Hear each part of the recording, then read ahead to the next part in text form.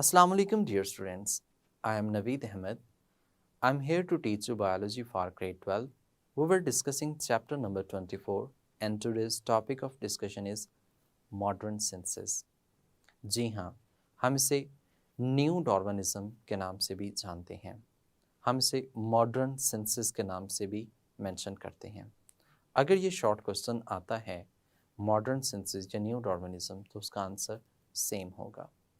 अब देखिए modern senses हम क्यों कहते हैं इसे, क्योंकि आजकल के मॉडर्न दौर के अंदर यहाँ पे पॉपुलेशन जेनेटिक्स को हम डिस्कस कर रहे हैं. पॉपुलेशन जेनेटिक्स ये 1930 में बनी. उसके बाद फिर एक नया जो मेंडल के पॉइंट ऑफ व्यू थे इनको मिक्सअप किया गया और एक नया पॉइंट निकाला गया 1940 के अंदर जिसको हम मॉडर्न सेंसेस के नाम से मेंशन करते हैं. यू नो दैट स्टूडेंट्स कि इसमें एक डार्विन का पॉइंट है नेचुरल सिलेक्शन एंड अडेप्टेशन और एक मेंडल का पॉइंट है जो कि वेरिएशंस कॉज करता है, या आप ऐसे कह सकते हैं इसमें दो लॉज क्लासिकल जेनेटिक्स में आते हैं. उनके अकॉर्डिंगली जीन्स जो हैं या कुछ जो है जो पेरेंट से ऑफस्प्रिंग में ट्रांसमिट होता है और फिर ये इंडिपेंडेंट असॉर्टमेंट होती है, वेरिएशंस आती हैं. सो अगर हम उन वेरिएशंस की बात करें और इधर हम जो डार्विन के नेचुरल सिलेक्शन एंड अडेप्टेशन की बात करें तो ये दोनों सेम एक ही पॉइंट पे इकट्ठे होते हैं. किस तरह से हैं, कैसे हैं, इनको अंडरस्टैंड करने के लिए चलते हैं लाइट बोर्ड की तरफ. Students, we are going to study new Darwinisms. अब देखिए न्यू डार्विनिज्म, अब एक तो हमने पढ़ा अभी डार्विनिज्म को डिस्कस किया था. अब न्यू डार्विनिज्म एक नेक्स्ट नई जनरेशन में आप ऐसे कह सकते हैं कि हम डार्विनिज्म के पॉइंट ऑफ व्यू को डिस्कस करते हैं. द मॉडर्न एवोल्यूशनरी सेंसेस भी हमसे कह सकते हैं. द मॉडर्न एवोल्यूशनरी सेंसेस भी कह सकते हैं. एवोल्यूशनरी सेंसेस भी कह सकते हैं. सिंपल मॉडर्न सेंसेस भी कहते हैं. मॉडर्न एवोल्यूशनरी सेंसेस भी कहा जा सकता है. तो ये जो पॉइंट है इसमें दो चीज़ों को इकट्ठा किया गया है. एक तो डार्विन का जो पॉइंट ऑफ व्यू था उसको और मेंडल का जो पॉइंट ऑफ व्यू था उसको. लेकिन यहाँ पे हम पहले ये बताते हैं, ये हमें बात समझ आई है कि न्यू स्पीशीज जो है, new species that is product of evolution. ये किसकी प्रोडक्ट है? Product of origin of species कह सकते हैं या प्रोडक्ट ऑफ एवोल्यूशन कह सकते हैं कि एवोल्यूशन होगी तो एक नई स्पीशी बनेगी. और इसी पॉइंट को एक्सप्लेन किया गया है किसके अंदर? ओरिजिन ऑफ न्यू स्पीशी में. ओरिजिन ऑफ स्पीशी में इसको बताया गया है. हमने इसे डिटेल में डिस्कस किया है in the form of natural selection जो हमने स्टडी किया. बट यू नो दैट कि इन 1930s में बहुत ज़्यादा तरक्की हुई थी. 1930s में बहुत ज़्यादा तरक्की हुई थी पॉपुलेशन जेनेटिक्स की. और ये पॉपुलेशन जेनेटिक्स उस वक़्त डिस्कवर हुई थी. पॉपुलेशन जेनेटिक्स उस वक़्त डिस्कवर हुई 1930s में. बहुत ज़्यादा इसके अंदर प्रोग्रेस हुई. स्टूडेंट, आपने पढ़ा होगा क्वांटिटेटिव ट्रेड्स, यानी कि एक ट्रेड्स आपने चैप्टर 22 में डिस्कस की होंगी जिनको हम क्वांटिटेटिव या फिर हम इसे कंटिन्यूस ट्रेड्स के नाम से मेंशन करते हैं. कंटिन्यूस ट्रेड्स के नाम से या कैरेक्टरिस्टिक्स के नाम से हम इसे मेंशन करते हैं. स्टूडेंट, ये जो क्वांटिटेटिव या कंटिन्यूस ट्रेड्स थी इसमें हमने एक रेंज ऑफ फिनोटाइप को ऑब्जर्व किया. किसको? रेंज ऑफ फिनोटाइप को ऑब्जर्व करते हैं.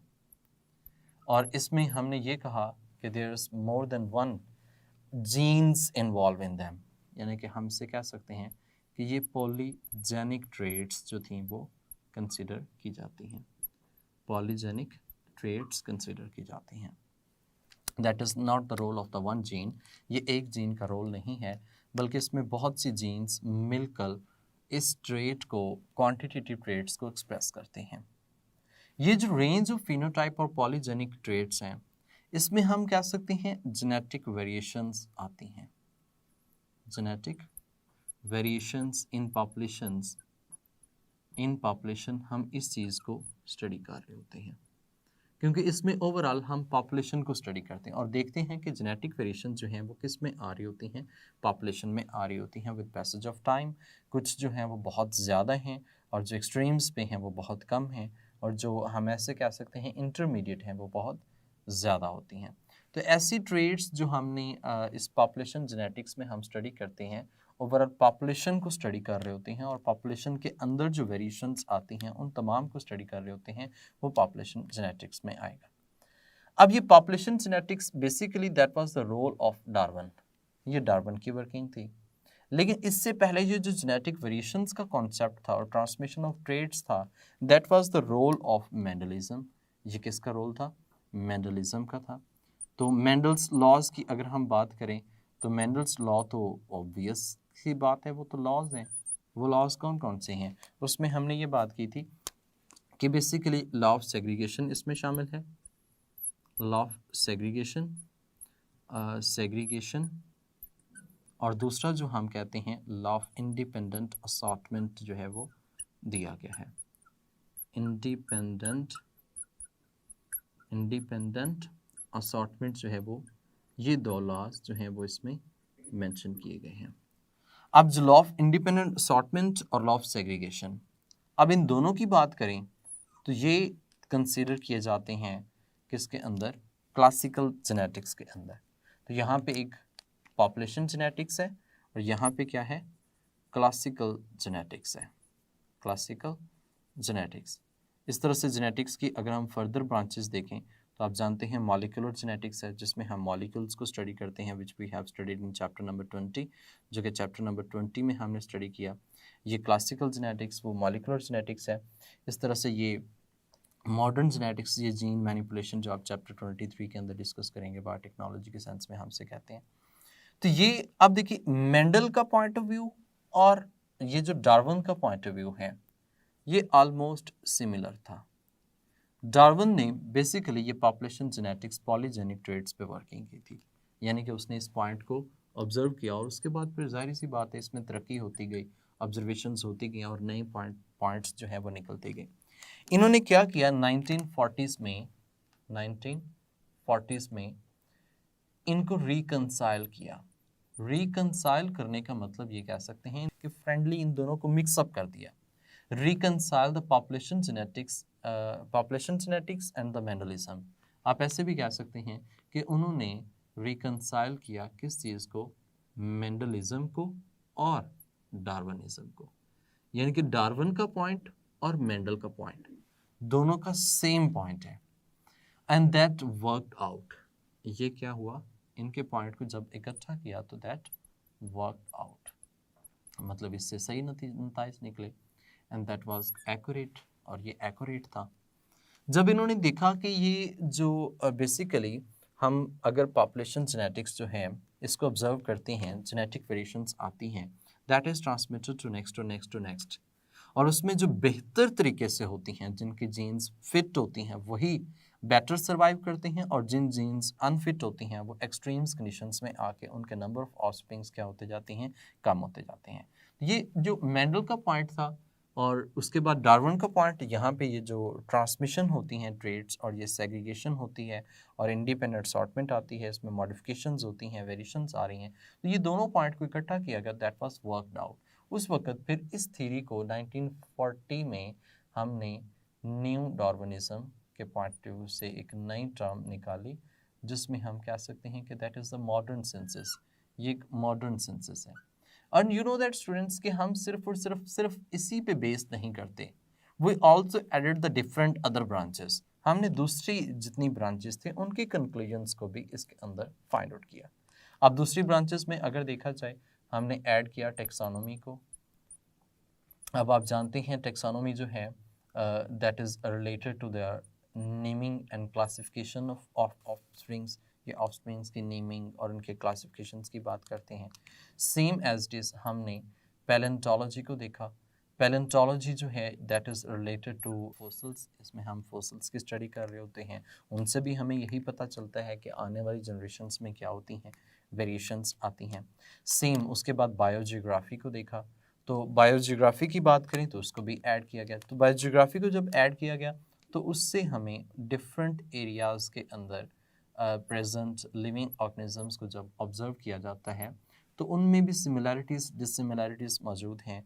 जैसे कि हमने वो गैलापागोस आइलैंड्स की बात की थी, उसके अंदर वेरिएशंस आती हैं।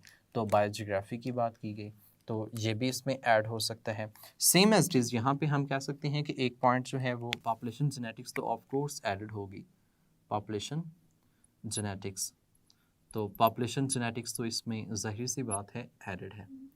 अब इन तमाम के पॉइंट ऑफ व्यूज़ को जहन में रखा गया, इनको इकट्ठा किया गया और इकट्ठा करके हम ये कह सकते हैं कि हमने एक नया आइडियाज़ जो है अभी मॉडर्न सेंसेस जो है, मॉडर्न पॉइंट ऑफ व्यू से हम इसको सोचते हैं। तो ये सारा जितना भी अभी का पॉइंट है हम इन्हीं की बेस पे क्या करते हैं, स्टडी करते हैं और नई स्पीशीज़ किस तरह से इवॉल्व होती हैं, एवोल्यूशन किस तरह से प्रोसीड होती है, उन तमाम पॉइंट ऑफ व्यू को अभी डिस्कस करते हैं।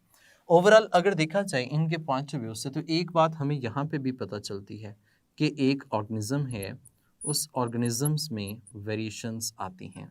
उस ऑर्गेनिजम्स में क्या आती हैं, जनरेशन टू जनरेशन जब ये पास करता है तो इसमें वेरिएशंस आती हैं और ये वेरिएशंस बेसिकली इसके अंदर क्या हैं, अडेप्टेशंस हैं।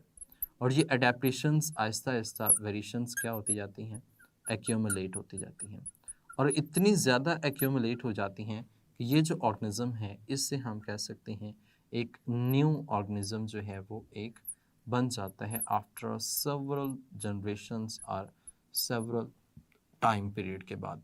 तो इस तरह से हम कहें कि ये एक स्पीशी है। तो इस स्पीशी से आगे हम कहते हैं कि यहाँ पे ये एक न्यू स्पीशी जो है वो बन जाती है और ये बात यहाँ पे बेसिकली कंफर्म होगी कि ये न्यू स्पीशीज़ जो है वो लाजमी एग्जिस्ट करती है। तो मॉडर्न सेंसस की बात करें, ये वेरिएशंस अडेप्टेशंस वो हम इन ब्रांचेस के अंदर भी हम इनको कैलकुलेट करें तो ऐसा ही हो रहा होता है। जी स्टूडेंट्स, आप ये बात समझ चुके हैं कि मॉडर्न सेंसस किस तरह से है। यहाँ पे कुछ डेट्स जो हैं वो आदि हैं जो मोस्ट इम्पॉर्टेंट MCQs कंसीडर किए जा सकते हैं। ओवरऑल चार्ल्स डार्विन से लेकर न्यू डार्विनिज्म तक कुछ डेट्स आई हैं जिनको हम यहाँ पे इकट्ठा कर लेते हैं in the form of MCQs। देखिए स्टूडेंट्स, ऑप्शंस में है आपके पास अल्फ़ा में 1809, बीटा में है 1836, चार्ली में है 1844 और डेल्टा में है 1858। पूछा ये जाए कि in which year Darwin born, कौन से साल में डार्विन पैदा हुआ, तो आंसर क्या होगा 1809 अल्फ़ा। सेम इसी पॉइंट पे क्वेश्चन का किया जाए जो कि लामार्किज्म से है। द थ्योरी ऑफ लामार्किज्म या inheritance of acquired characteristics proposed in which year, the year Darwin was born 1809। तो इसका भी करेक्ट ऑप्शन क्या होगा 1809। अगला क्वेश्चन हो कि in which year Darwin return to Great Britain from his expedition, तो 1836 इसका करेक्ट ऑप्शन आएगा क्योंकि 1836 में ये वापस रिटर्न हुआ। अगला क्वेश्चन ये हो सकता है कि in which years he wrote an essay, long essay on origin of species, तो उसका आंसर क्या होगा 1844। इसके अलावा अगर हम न्यू डार्विनिज्म की बात करें तो इसमें भी दो डेट मेंशन की गई हैं, 1930 और 1940। इनसे भी क्वेश्चन आ सकता है कि in which year population genetics arise या birth of population genetics, that is 1930। अगर ये पूछा जाए कि in which year the modern synthesis और new Darwinism is going to be arose और it is going to be reconciled, that is in 1940s, तो ये 1940s की बात है। तो 1930 और 1940s एक ही कंसिडर में, 1930 में पॉपुलेशन जेनेटिक्स बनती है और 1940 में आकर हम न्यू डार्विनिज्म का कॉन्सेप्ट जो है वो डिलीवर करते हैं। स्टूडेंट, एक लास्ट MCQ बहुत ही इंपॉर्टेंट है इसमें। आप जानते हैं कि हमने न्यू डार्विनिज्म के अंदर 4 ब्रांचेस को डिस्कस किया है, जिसमें पैलेंटोलॉजी है, इस तरह से बायोजियोग्राफी है, टेक्सोनॉमी है और पॉपुलेशन जेनेटिक्स है। अब इन चारों में से एक को डिफरेंट दे देता है, यानी कि यहाँ पे ऑप्शंस हैं अल्फ़ा, बीटा, चार्ली, डेल्टा। और अल्फ़ा में है आपके पास पैलेंटोलॉजी, बीटा में है टेक्सोनॉमी, चार्ली में है बायोजियोग्राफी और डेल्टा में है जनाब आला सेल बायोलॉजी। अब क्वेश्चन पूछा जाए कि in which one of the following branch of biology is considered or ideas are given in new Darwinism except, तो वो 3 जो हैं पहले वाले वो उसमें तो आइडियाज़ आते हैं, लेकिन जो लास्ट है सेल बायोलॉजी इसमें से हम आइडियाज़ नहीं ले रहे होते। तो इसमें आंसर क्या होगा? डेल्टा। ज़रूरी नहीं है कि ये सेल बायोलॉजी हो, इसके अलावा कोई भी पॉइंट हो सकता है। तो new Darwinism is very very very important short question, sometime it can be as long question. तो MCQs तो हम इसमें से डिस्कस कर चुके हैं। तो नेक्स्ट हम डिस्कस करेंगे एविडेंसेस ऑफ एवोल्यूशन कि ये किस तरह से हैं। उन तमाम को डिस्कस करने के लिए मुझे इजाज़त दें। अपना ख्याल रखिएगा। अल्लाह हाफ़िज़।